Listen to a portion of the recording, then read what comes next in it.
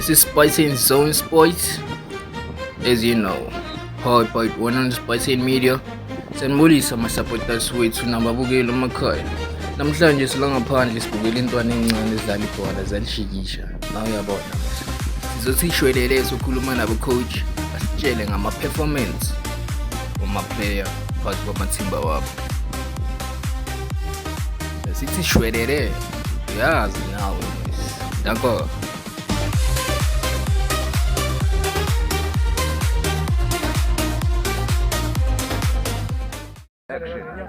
Okay, Mr. namhlanje sanibona abafana abaphumile bagcwele egroundini ungasichazela kangcono ukuthi badlala ini abafana. Okay, sanibona nabalandeli be-Highfield Young Lions. Lokhuluma ucoach we-Highfield Young Lions. Usozwayo kakhulu ku-football. Ozwa ucoach uTopia Innocent Mkhonto isibongo eTennis. Today lana sivakashele i-team yaseTluwa i-Supreme yaseTluwa. We're supposed to play with 3 divisions under 13, under 15 and senior teams as well. So unfortunately our opponent are taking Mona. I am Pasakona with him siqhubeka nga3 division. So we divisions out2 under 15 ne senior team. Hence ubona nani lana ukuthi egcwele ama under 13. So bibala abafana biba ready kakhulu futhi for action. So unfortunately asake sakhona kanye ukuthi badlale kungawuthi namhlanje bagqwele sona lana. It's the first time sidlala ne team yaseTluwa la kulama pre-season tournament or kulama pre-season games.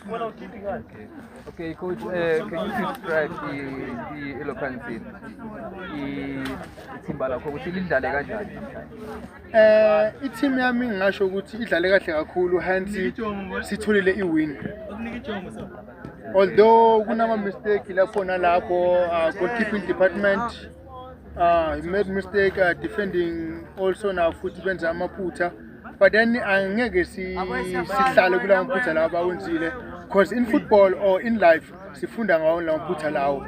I like ukuthi player lilo lingene egroundini libe free lenze ama mistake kuze kusasa lenze ngcono from kuphi kulama mistake elo abawenzile. So overall yelo game namhlanje i-team idlale kahle kakhulu mfethu, hence siwine 3 goals.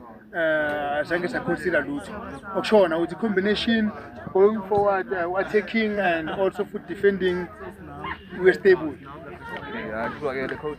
So if we are back up ithimba lakho coach, ngabe kushoda ini labafanini nethi ukuthi nje niqhubeke nyaphambili ngithathena noma yini? Into eshodayo lana ngasho ukuthi confident.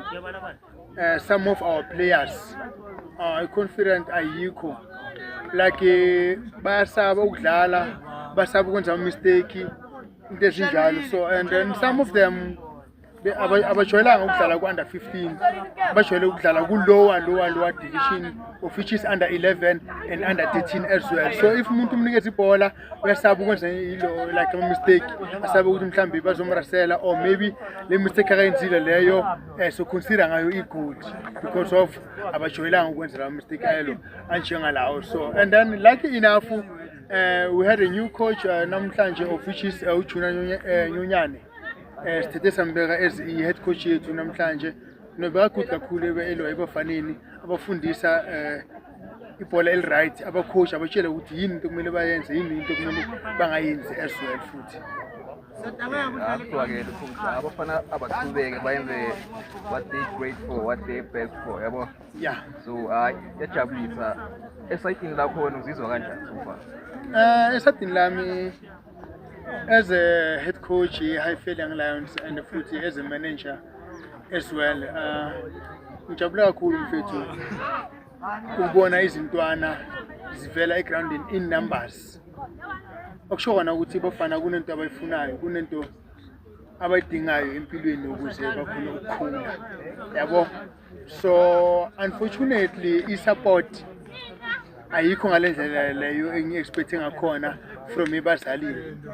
ngithola so kunentwana lana abaningi badlala ngeenyawo abanama-cox so lento leyo manyenza amanye amaplayer abone ngathi bona abekho welcome in football if uthatha ukubhenga uthola ukuthi umzali uyakhona ukuthenga leyo six-pack nyana yama-refreshment akhona ukuzijabulisa yena while umntwana ngapha akakhoni ukudlala nabanye abantwana intweni ezinjalo so kuloko ukuze sindlule simple besikela nje isupport ebazalini le challenge lena akusi-challenge esinayo we as Highfield Young Lions kuphela kuma-teams amaningi la local i-challenge leyo sinayo isupport ayibe khona yelo ebazalini singajabuli ukuthi umntwana uphumile namhlanje uyodlala ibhola but asazi umntwana ukuthi udla ini la khona udlala ngani futhi ugqoka ini ngithola so isupport ayibe khona ngaso sonke isikhathi if ungumzali ma-free mothola isikhathi wose ground umsupport umntwana ukhombisa khona ukuthi lento lekayenzayo uyayijabulela futhi yamsupport ukuze enzeni akhona ukuphumelela umntwana kuphela. Okay, azwakele coach. Sibonga amazwi akho coach. Lokhulumayo ucoach we-Highfield Young Lions. Today besidlala lana against i-Supreme Eagles yaseTluwa. Ngine-player lana noma ngithi nginomdlali uyowadlala la ku-Highfield Young Lions before. Then wahamba kwenye team then today ubuyile futhi lana ku-Highfield Young Lions the whole week icishe nje silokujima nathi udlalile igame yonke without free injury into nje engathanda ukuyisho kuye mhlawumbe ngithanda ukumbuza yona ukuthi uyibone ikanjani igame hence adlala lana ku-Highfield Young Lions for a second time ukile wahamba wabuya futhi manje uzazisho igama ukuthi umbani wangabani sibonga and yini mhlawumbe into asilethele yona la ku-Highfield Young Lions so bathi you igama lami ngilas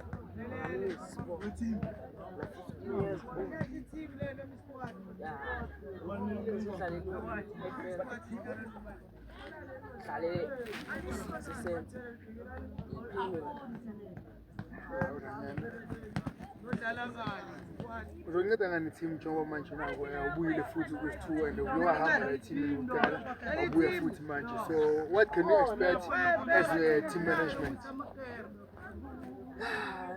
njengoba ngibuyile ngibuye ngokuyithatha ngibeke ku-number 1 sothathe nama-tournament ilo kuphela so egemini yalo yanamhlanje benjani igame njengoba bokuyi-first game yakho since ubuyile la ku-Highfield Young Lions then ubulula mhlawumbe obenabo la kule game or ubunzima obenabo la kule game kube njani so igame yena sidlalile sidlala ngaba-right abiyilula yena sidlalile sinomagame. Oh, so did you enjoy the game or mhlawumbe khona la zokuphatheka kabi khona nyana so yakhona umuntu angafuni ukutrebulwa kahle baskapa but then that's football angeke sibakekele vele udlule so simple okay so kuma-teammate wakho benjani performance including the whole team overall kahle besikhulumisana besingarasela lo uthandile going forward about the team unibona njani nawe futhi included sibafishane mara ngiyathemba ngiyithatha sibe njengoba already vele baku-number 1 hansi i-league manje ivalile we are preparing for a second round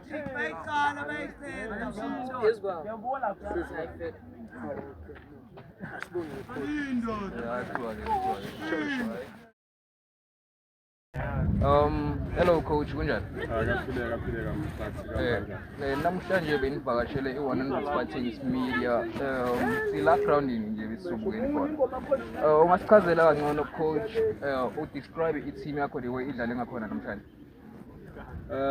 Ukukhuluma nge-team yami i-team qeda ukuyihlanganisa ngisahlanganisa ama-players sazama ukuza nama-tactics uku-understanda nama-player technically ukuthi banjani khona i-position or wenzani. So namhlanje we took it as a practice game. We lost 2-0, but it was a reckless mistake. So zami ukubuya, but then ngiyabona ukuthi fanele kube ne-coordination some ukuhlangana sithi because we are still building for the LFA the coming season. Okay, akuyazwakala coach. So if uya-check-a ithimini yakho engabe yini eshodako ukuthi mhlawumbe ngingahlanganisa ngichubeke nilwe niye phambili? For now, for the development, I think I must get a coach because currently we don't have a coach for the development structure. So the same coach who's coaching the first division has to go and coach the development. So why a problem? Right? So anything we analyze the defense, we understand their roles as players. Like for instance, Mabazo Kora Lapa. Left wing to share spaces export and so now somehow such ball and chases number 40. I'm a player who really has purpose really okay, I jabulisa amazwi akho. So uzizwa kanjani emva kokuthi abafana bakho badlala? I can't lie, I'm very impressed for the under 15. They lost 2-0, they don't know each other, they barely know each other. Some of the players, they are from the Hungry Lion. I recruited them from Hungry Hungry Lion. Arabu, Bantu, so they are still trying to know each other. So I understand it's not a bad score for a first class. Yeah, so nasikuthanda ukuthi sinishiye manje ubonakala ngathi kunegame enye elandelayo kwenzakala umdlalo ukhona abanye abafana abadlala kumanje. Yeah, manje kulandela yona i-first team iyo i-team like the focus kuyo kakhulu esi-Supreme Eagles okuyi-first team. So we thought ukuthi thina njengathi kuma-LFA ku-grassroots level it's very hard for us ukuthi sithola ama-player. Once player banalento ukuthi mnandi they go for ama-team are already established and thina we have to expose. So we thought ukuthi why not ukuthi si-invest ku-development, gather sponsors. And speaking of sponsors, we'd like to thank Umbono Logistics for ukuthi usikhase ukuthi sikhona i-development team. So yeah, sifuna ukuziphekela bona sazi ukuthi mabafika kwi-first team sabayazi i-role yabo nento expected from bona as players, including i-discipline. So this is the first team. We've got 3 years running right now. So I believe in them, hoping they're going to bring us good results. Okay, kuzwakele coach, sawezwa amazwi wakho coach. Jabulile sithanda ukuthi sinishiye esibona nisiphatheni. Siyabonga coach.